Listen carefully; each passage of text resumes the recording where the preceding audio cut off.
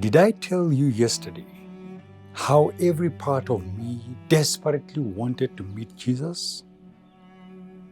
Well, I made up my mind that I was going to meet him at whatever cost, and started thinking of a good excuse to make me travel to Galilee without anyone suspecting my real motive of going there.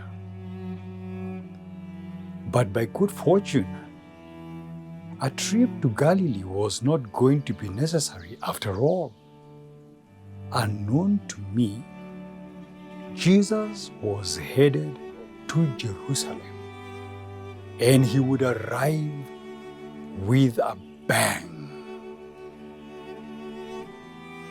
And as if to confirm that he was indeed committed to have me meet him in person, his first address to visit when he arrived in Jerusalem was a synagogue, the exact place I was at. Now, some Pharisees and I had scheduled to meet for a couple of hours to discuss a number of issues that needed our religious guidance.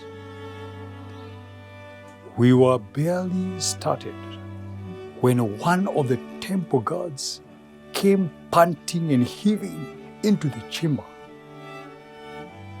"What is it?" I asked him, not amused with his disrespectful interruption and making a mental note of his inappropriate behavior to be dealt with later, only to freeze in a burst of excitement when I heard his response. "It is Jesus." "Jesus? Did you say Jesus?" I asked, shooting to my feet, totally unable to hide my excitement and attempting to still look distinguished. "Where is he?" I asked him while making my way to the door that the guard had left wide open. His answer, if any, was drowned by a noisy commotion coming from the temple's court, where a chaotic scene was playing out. We all hurriedly made our way there and found that it was Jesus indeed. On arrival at the temple, he had found people selling cattle, sheep, and doves, and others sitting at tables exchanging money in the temple courts. On seeing this, he made a whip out of cords and drove all from the temple courts. Both sheep and cattle, he scattered the coins of the money changers and overturned their tables. To those who sold doves, he said, "Get this out of here.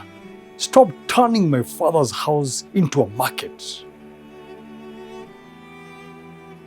What he was doing was totally unacceptable. Causing a disruption in the temple was an offense that could easily get him stoned to death by order of the Sanhedrin. But for some reason, none of us moved to stop him. I stood there, totally amazed by the man, and especially by something that he said. Tomorrow, I will tell you what caught my attention.